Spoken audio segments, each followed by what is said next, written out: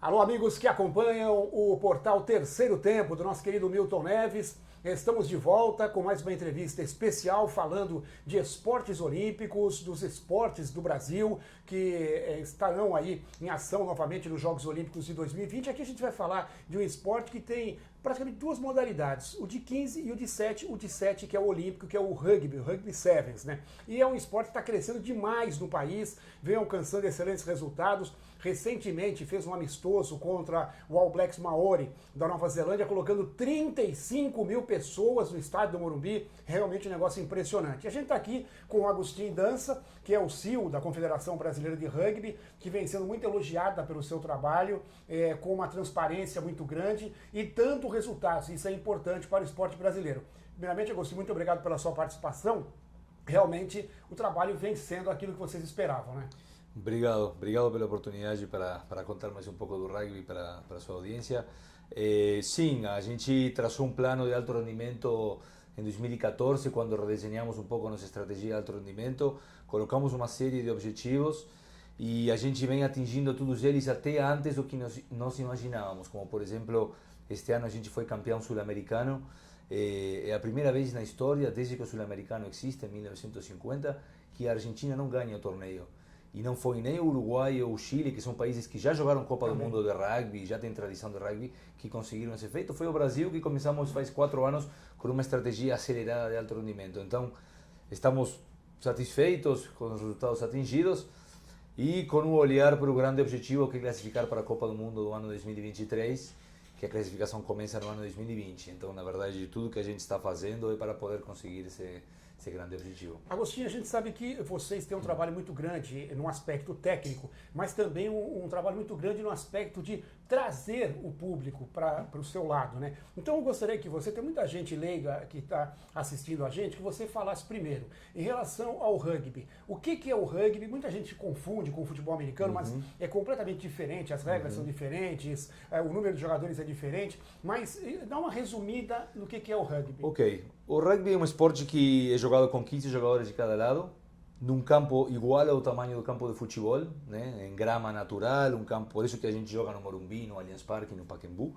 E basicamente as regras consistem em que você tem que, para você pontuar, você tem que carregar a bola com as mãos até o final do campo e encostá-la no chão. Agora, quais são as coisas que fazem do rugby um esporte muito divertido de se jogar e assistir? Você só pode jogar a bola para trás. Então, para avançar, significa duas coisas. E o contrário, para tirar a bola de você, ele tem que te derrubar com um tackle. Com a diferença de que, primeiro, no rugby a gente não usa nenhum tipo de armadura, capacete, nada, só um protetor bucal.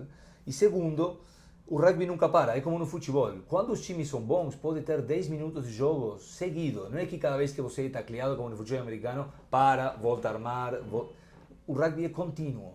Então, por isso que é muito importante de se assistir, porque você tem um grupo, uma equipe de 15 pessoas tentando chegar no outro final do campo, tentando furar a defesa contrária ou na força ou na agilidade, criando espaços através de jogadas, e a defesa tentando evitar isso, tudo em tempo contínuo. Então você vê como o time vai avançando, recuando, ganhando metros, perdendo metros, e faz com que o espectador não consiga tirar os olhos do que está acontecendo. A gente, sempre que tem novos torcedores indo para o estádio, sempre fazemos pesquisas com eles, se eles gostam, não gostam. E é uma coisa, é um fato.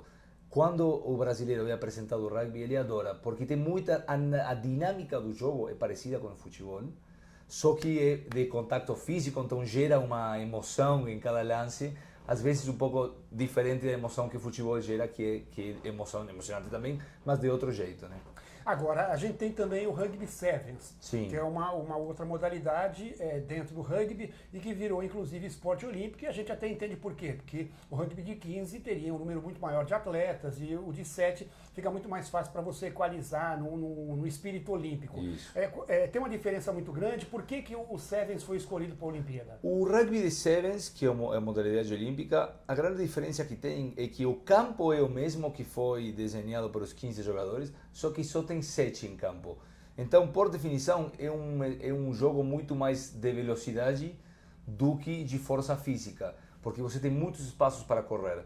Então, os jogadores, quando você assiste rugby de 15, tem jogadores de 130 quilos, de 2 metros e 10, de 1,80 m com 120 quilos, que são os mais grandes, os maiores, assim, os mais gordões.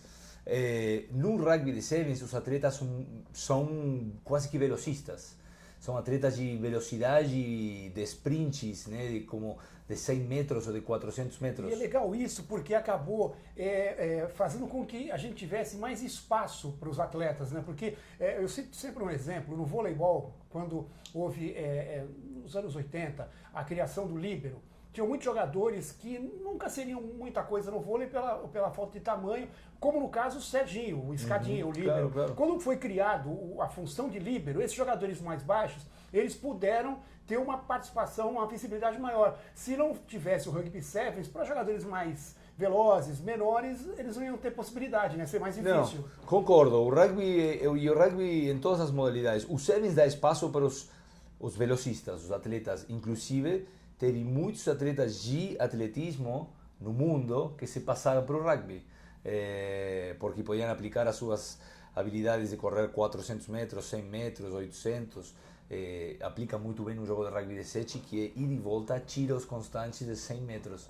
E o rugby de 15 também é um esporte muito inclusivo, muito democrático, porque, como eu falava, você tem posições onde você tem que pesar mais de 120 quilos e tem que medir entre 1,80 m e 1,90 m. Tem uma posição onde você pode medir 1,70 m e pesar 70 quilos. Tem posições para jogadores de mais de 2 metros de altura. Tem qualquer tamanho, pode jogar rugby. É algo muito bacana isso do esporte. E cada um tem uma função muito importante dentro do time. Não tem alguém que é mais importante do que o outro. E você falou que o masculino, a meta do Rugby 15 é a Copa do Mundo em 2023, que é um campeonato que é absolutamente importante, um dos principais do mundo, acho que é o terceiro em audiência. É o terceiro campeonato em audiência do mundo inteiro, disputado também de 4 em 4 anos, né? E no feminino, pelo que a gente sabe, a grande visão é em relação já aos Jogos de Tóquio em 2020, né? Claro, nossa seleção feminina é uma seleção que ela acabou de ser campeã sul-americana agora esse final de semana pela 14ª vez consecutiva de forma invicta. Então elas dominam completamente a América do Sul e são consideradas um país top 10 do mundo. Hoje nós estamos 11º no mundo, mas porque a gente teve que renovar a seleção e tem uma queda de performance natural quando você inclui atletas mais jovens para um time principal. Já no Rio, em 2016, que foi a primeira vez que a modalidade acabou sendo utilizada, o Brasil ganhou do Japão 2 vezes, ganhou da Colômbia, ficou em 9º lugar, ficou em terceiro no seu grupo, só perdeu a vaga entre os 8 devido ao saldo, né? Isso, exatamente. Então, essa seleção foi renovada em grande parte, a idade média dessa seleção estava próxima aos 30 anos, eram atletas com muita experiência. Agora temos uma seleção feminina com idade média mais jovem do que 22 anos. Super jovem, mas com um potencial espetacular. Então, Tóquio para elas não vai ser um torneio de pico, porque é uma seleção nova. O pico delas deveria ser Paris 2024. Tóquio a gente espera repetir o que a gente fez em Rio 2016. Então, tentar chegar em nonas, oitavas. Mas Paris 2024, onde a gente pode realmente pensar, sonhar um pouco mais alto. Quer dizer, chegando entre os 8 melhores, subindo um degrau, para você já está... Este Paris seria um grande resultado, porque a seleção é muito jovem. Desculpa, este Tóquio seria um grande resultado, porque a seleção é muito jovem, está ainda acumulando experiência, está com 22, 21, tem atletas de 18 anos na seleção, precisam ainda de acumular muita bagagem, né? Já Paris, em 2024, vai ser quando o time vai estar pronto para atingir seu pico. A gente está conversando com o Agostinho Lança, que é o CEO da Confederação Brasileira de Rugby, e a gente teve um espetáculo maravilhoso no Morumbi. A Confederação trouxe para cá o All Blacks Maori, que é um time da Nova Zelândia, que é aquele time que, aí mesmo sendo leigo, você já com certeza já ouviu falar da dança waka que eles fazem durante os jogos, né?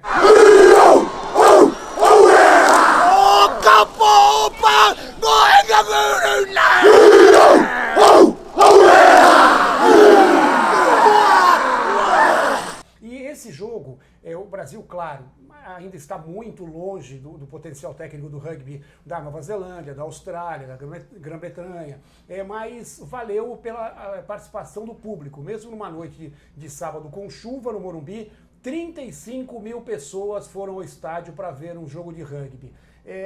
Como é que foi isso para vocês? Foi uma alegria muito grande. Uma experiência única, a primeira vez, né? O maior público que a gente já tinha tido foi contra a Alemanha no Pacaembu, que foram próximas a 13.000 pessoas. Então a gente triplicou o nosso recorde. E além do que isso, o público foi super ativo ao longo da partida, torcendo o jogo inteiro, comemorando os lances do Brasil. Então foi uma noite muito emocionante do ponto de vista do público, do marco. Inclusive até a chuva dá um ar mais, né, épico no evento, se quiser. E do ponto de vista do placar, a gente perdeu, né, como era esperado, porque a Nova Zelândia é o melhor time do mundo em rugby, na história do rugby.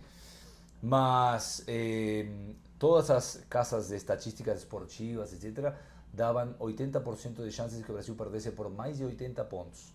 A gente perdeu por 30 pontos, menos do que Estados Unidos, Canadá, que são países que jogam contra eles, jogam normalmente, e foi nosso jogo estreia contra eles. Então, a nível internacional, no mundo do rugby, nossa performance foi muito elogiada, especialmente o poderio do nosso scrum e da nossa defesa. Eles elogiaram muito a intensidade física e a potência física do Brasil defendendo. Então, como a gente fala, eu acompanho praticamente todas as modalidades e você, para conseguir alguma coisa no esporte, você tem que ir subindo degrau por degrau. Exato. Uma coisa que eu sempre falava, acabou acontecendo, a seleção brasileira feminina de handball, ela perdia para os europeus por 30 pontos, 20 pontos, 25, aí começou a perder de 5, 6, aí começou a empatar com um, começou a empatar com outro, e daqui a pouco aquela seleção foi campeã mundial em 2013. Quer dizer, é o que tem que ser feito, né? E aos poucos equilibrando, isso. E aos poucos pegando conhecimento, né, Agostinho? Exatamente, foi esse é o caminho que a gente iniciou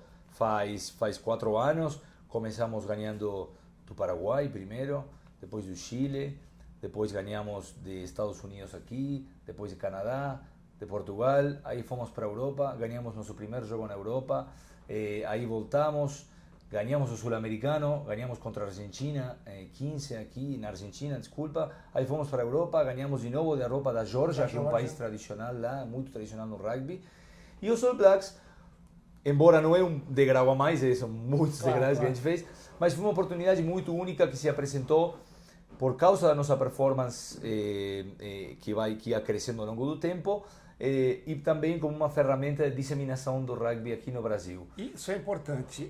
A gente sabe que é um esporte que é relativamente novo aqui no país. Uhum.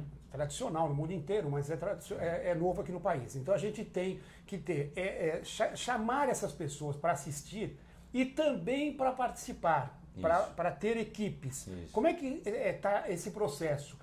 Aumentar o número de equipes, vocês já percebem isso, vocês têm esse trabalho também junto a que estados, como é que funciona isso? É uma excelente pergunta. O rugby no Brasil, como você falou, é jovem, então as equipes, os clubes são muito jovens também e pouco estruturados na sua grande maioria. O que a gente percebeu nos últimos 4 ou 5 anos, teve um aumento muito acelerado de equipes adultas de rugby. Amigos que se empolgam com a modalidade e falam, vamos jogar, montam um time e vamos jogar. Isso é muito bom, porque gera fãs, essa pessoa depois vai mandar seu filho para um clube, vai no estádio, assiste na televisão, então claro que é muito bom. Mas o que nós estamos agora focando na confederação, em parceria com as federações, em trabalhar, por enquanto, em 20 clubes com investimento direto, não só de dinheiro, mas de recursos humanos e materiais, para que esses clubes possam estruturar divisões juvenis muito bem consolidadas. Então, estamos ajudando os clubes a se conectarem com escolas, a ter treinadores capacitados, a ter material e transporte para poder organizar os treinamentos, e estamos começando a organizar mais competições juvenis para esses clubes. Onde que estão esses clubes? A gente trabalha principalmente nas 6 federações, nós temos 6 federações que estão no sul-suleste, né? Então São Paulo, Rio, Minas, Paraná, Santa Catarina e Rio Grande do Sul. Esses são os 6 locais, os 6 estados onde a gente trabalha com mais foco. E a gente justamente a partir deste ano, desde o começo deste ano, com um foco muito forte em consolidar o rugby juvenil. E em cima disso, você falou nesses 6 estados, existe a projeção, você já conversando, para espalhar um pouquinho mais isso, também norte, nordeste, que a gente sabe que o brasileiro ele é talentoso e ele nasce em qualquer canto, né? Então falta realmente procurar, achar esse atleta. Vocês estão também fazendo um trabalho, já colocaram isso no papel? Sim, tem dois trabalhos em paralelo. Por um lado, o trabalho de detecção de talento acontece no Brasil como um todo. Então nós temos nossa equipe de alto rendimento que viaja e assiste aos torneios de rugby, porque torneios de rugby tem em todos os estados do Brasil. O que acontece é que não todos os estados são federações da confederação, porque para ser federação você tem que atingir um mínimo de estrutura. Porque na hora que você vira uma federação filiada, você começa a receber investimentos da gente e tudo mais. Então o que a gente pede é que a federação esteja minimamente estruturada. O que significa a estrutura mínima? Uma certa quantidade de clubes, de árbitros que estejam prontos de torneios existentes, tanto masculino como feminino, que exista rugby juvenil, né? A gente pede uma série de requisitos para determinar que realmente o rugby está começando a se estruturar nesse local, e aí vira a federação. Mas hoje tem torneios de rugby no Brasil como um todo. Então, por um lado, a gente assiste esses torneios para detectar talento, e por outro lado, trabalhamos com os estados ou as federações que ainda não são filiadas à confederação, mas que estão fazendo um bom trabalho. Então, por exemplo, Bahia está muito próxima a conseguir reconhecimento da confederação, e a gente está trabalhando junto com ela para que ela possa virar mais uma federação da Confederação Brasileira de Rugby. O Centro-Oeste também está fazendo um trabalho muito bom com uma federação regional, e a gente também está trabalhando com eles para no futuro próximo poder trazê-los para dentro da confederação. Então são trabalhos que têm que ser feitos com muito cuidado, porque os recursos são limitados, e quanto mais você distribui eles, menos impacto eles têm, porque cada um recebe menos. Então temos que ter certeza que essa pessoa está pronta para receber esse recurso e fazê-lo trabalhar. Fazer um bom uso. Isso. Você falou em recurso, Agustin. Eu já falei no começo, a Confederação de Rugby nos últimos anos vem sendo muito elogiada e vem ganhando aí prêmios pela sua transparência, pelo trabalho de transparência. E a gente sabe que o Brasil viveu aí nos últimos anos uma crise enorme. Depois dos Jogos do Rio 2016, várias confederações perderam muito patrocínio e vocês conseguiram se manter, vocês conseguiram, com um trabalho como vocês fazem, um trabalho excelente, um trabalho de ponta, manter a maioria desses patrocínios. Sim. Como é que foi isso? Isso eu dou um mérito total para os nossos patrocinadores, né? E em especial para o Bradesco, que é o nosso main sponsor, que foi o primeiro que aceitou apoiar nosso plano de longo prazo lá em 2010, quando não tinha, a confederação acabava de ser formada, e depois chegou a Heineken, a Deloitte, a Topper e depois a Accor e Correios. A gente conseguiu porque eles tiveram a coragem, né, de apoiar um plano de longo prazo. Muitas companhias, por motivos super válidos, né, às vezes estão procurando um retorno muito mais imediato. E nesse caso, a gente não tem como concorrer, eu não posso oferecer o que o futebol oferece se você quer retorno imediato. O que a gente tem com os patrocinadores é um relacionamento de longo prazo, onde eles fazem parte de uma história de sucesso, querem fazer parte da construção do rugby, querem se associar aos valores do rugby, que os valores do rugby são muito fortes e muito nítidos, né? Quando você assiste um jogo de rugby, você vê que os jogadores têm respeito pelo juiz, respeito pelo contrário, ninguém está simulando um lance, as torcidas sentam juntas, o jogo é hipercoletivo, não tem isso de uma camisa 10 que é um deus e depois tem outros 10 coadjuvantes, ali os 15 são todos iguais. Então os valores do rugby, que é respeito, solidariedade, paixão, integridade, eles são muito fortes, são reais. Os patrocinadores procuram também se conectar a isso, e agora que a gente está começando a trazer grandes resultados no alto rendimento, obviamente também poder ter uma modalidade ganhadora dentro de campo. Tá certo que esse jogo no Morumbi foi um caso atípico, porque o All Blacks é uma equipe mundialmente conhecida, mas vocês, como você mesmo já disse, contra a Alemanha foram 13 mil pessoas. Sim. E vocês estão utilizando muito o Pacaembu, já usaram também Barueri, já usaram o Allianz Parque, já fizeram na Arena Manaus, né? E essa aproximação também com estádios de futebol, isso aí também ajuda muito, né? Ajuda porque são estádios que a população conhece e gosta, além de que estão super bem preparados, que os gramados são incríveis e que a infraestrutura comporta, obviamente, jogos de seleção de rugby. Então, ajuda de todo ponto de vista. Do alto rendimento, a gente está entregando altíssima qualidade para os times que estão vindo. Do ponto de vista de infraestrutura para o torcedor, é muito boa, porque já conhecem, já está pronto para jogos massivos. E do ponto de vista de marketing, se quiser, é muito bom porque o torcedor associa ou gosta de ir naquele lugar, ou às vezes quer ir conhecer aquele lugar, quer conhecer o Allianz Parque, quer conhecer o Morumbi, nunca tinha, nossos ingressos são muito mais baratos que os ingressos do futebol, e você está assistindo uma seleção, não um clube. Então essas três coisas fazem com que os estádios de futebol sejam muitas vezes uma boa alternativa. Em relação exatamente a chamar a torcida, vocês já percebem uma mudança? Os torcedores, do tempo que vocês começaram esse trabalho em 2014 para cá, eles já conhecem muito mais o esporte. Claro que ainda tem muita gente que está chegando agora para conhecer, claro. Mas vocês já veem as pessoas entendendo mais, comentando mais, falando mais sobre o esporte. Sim. E até em redes sociais essa interação? Não, sem dúvida, sem dúvida. O grupo de pessoas que se denominam fãs de rugby quase que dobrou em tamanho de 2015 até agora, em 2 anos, 3 anos. E essas pessoas estão super antenadas com tudo o que está acontecendo no rugby do Brasil, tanto local como internacionalmente. Você vê nos estádios as pessoas, hoje muitas pessoas indo com camiseta da seleção também, nesses pequenos detalhes. Mas então sim, existe um grupo hoje estimado em 5 milhões de pessoas que são fãs brasileiros, 5 milhões de brasileiros, são fãs de rugby aqui no Brasil e que estão super atualizados com tudo, né? E sabem do nosso planejamento, sabem que a gente está olhando a Copa do Mundo, que está olhando Tóquio e Paris, torcem e cobram a gente também, né? A gente entregar.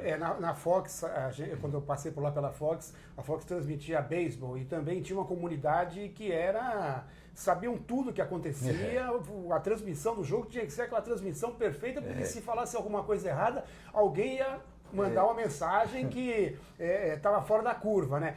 Só mais um detalhe em relação a isso, a gente já falou no começo sobre a diferença do futebol americano com o rugby. E claro que agora vocês estão fazendo um trabalho muito grande para puxar as pessoas, e o rugby é um esporte muito, muito legal, muito divertido, muito dinâmico, como você mesmo disse, né? Nesse primeiro momento, vocês tiveram que conviver com isso, com o fato de explicar que o rugby não era o futebol americano e que ele não tinha nada de violento como tem o futebol americano? Sim, e ainda temos, né? Obviamente, o futebol americano no Brasil é gigantesco. Se não me engano, é a segunda ou terceira maior audiência fora dos Estados Unidos, né? Concorre com México, o Brasil. Então, ainda tem muitas mais pessoas que conhecem o futebol americano e não o rugby. Então, a gente faz esse trabalho, sim. As pessoas no começo, quem não conhece o rugby, muitos têm o receio de que seja um esporte violento, né? Um esporte, e não é um esporte de contato, mas justamente por causa do enorme respeito que existem para as regras, as lesões, não tem um índice de lesão maior que o futebol, é igual. Não é um esporte que produz lesões, como é o futebol americano, onde as pessoas são incentivadas a utilizar a cabeça como uma ferramenta, como uma arma, né? O tackle perfeito no futebol americano é uma cabeçada no peito, que é algo que para o corpo é o pior que pode acontecer para o cérebro, né? No rugby a cabeça é super cuidada, não se utiliza para nada, se utiliza nos ombros, ninguém pode pegar você por acima da linha dos ombros. Se isso acontecer, mesmo ocidentalmente, é penalizado de uma forma muito severa. E fora isso, o fato dos jogadores respeitarem o regulamento ao máximo realmente faz com que o jogo seja um jogo muito divertido de se jogar e de assistir. Só para finalizar, Agustin Lança, você é argentino, de Buenos Aires, você se formou em Buenos Aires, fez MBA fora do país, lá nos Estados Unidos, né? Você também jogou rugby, como é que foi a tua história no rugby? Sim, eu comecei jogando rugby aos 4 anos de idade, no meu colégio, e aos 11 me passei por um clube. Se você quer jogar rugby de mais alto rendimento na Argentina, você tem que ir por um clube. E joguei, fiz todas as inferiores do clube até chegar à primeira divisão do clube, e aos 22, quando eu estava jogando na primeira divisão, eu tive que vir morar, por causa do emprego, vim morar aqui no Brasil, e aí foi quando eu encerrei a minha carreira de jogador, que não é carreira, porque na Argentina o rugby não é profissional, é amador. Então, embora a gente treinasse os 7 dias da semana, nós pagávamos uma mensalidade, comprávamos nossas chuteiras e tudo mais, né? E aqui você não jogou, então? Não, aqui joguei um pouco, sim, alguns torneios amistosos, Hoje eu continuo jogando, mas jogo lá nos Estados Unidos, na universidade onde eu estudei, fiz o meu mestrado, eu volto lá todo ano jogar alguns jogos. E volto para Buenos Aires umas 2, 3 vezes por ano para jogar algum jogo também, quando eu consigo fazer encaixar dentro do calendário. E quando você recebeu esse convite para ser o comandante aí do rugby brasileiro, como é que você se sentiu? Não, para mim foi um sonho feito realidade, me senti realmente muito afortunado. Teve todo um processo, né, de seleção, que foram 6 meses de testes, entrevistas e tudo mais. Mas quando as pessoas me perguntam como que eu cheguei na posição de CEO do rugby, eu sempre falo que eu tive a sorte de estar no lugar certo na hora certa. Alguém ficou sabendo que a Confederação estava procurando e através de pessoas eu fiquei sabendo desse processo e me apresentei e depois de 6 meses fui eu que fui escolhido para a posição. Foi um dia muito, muito feliz porque consegui juntar o que eu fazia no meu emprego, na minha vida profissional, que era trabalhar com estratégia de companhias, com a minha paixão, que é o rugby, que sempre foi. Então, realmente, não duvidei um segundo e vim para aqui. Aonde pode chegar o rugby brasileiro? O rugby brasileiro não tem limite. Eu acho que tudo depende do prazo da sua pergunta. Mas se você não colocar um prazo, se você pensar em 10, 15 anos, o Brasil pode ser top 10 do mundo sem problema nenhum. Tem matéria-prima, tem jogadores de altíssima qualidade, tem clubes engajados, tem federações trabalhando, tem patrocinadores apoiando. Brasil no rugby pode ser uma potência entre os 10 do mundo em questão de 10, 15 anos e depois disso realmente não tem limite. Eu acredito que o Brasil pode ser uma grande potência do rugby no mundo. Para finalizar, quem está assistindo o Agostinho Lança, que é o CEO da Confederação Brasileira de Rugby, e está interessado, ficou interessado na conversa e saber um pouquinho mais, quais são os canais que eles podem procurar? No Instagram, Brasil Rugby, Facebook, Brasil Rugby, ou nossa página web, brasilrugby.com.br, ou no Twitter também, Brasil Rugby.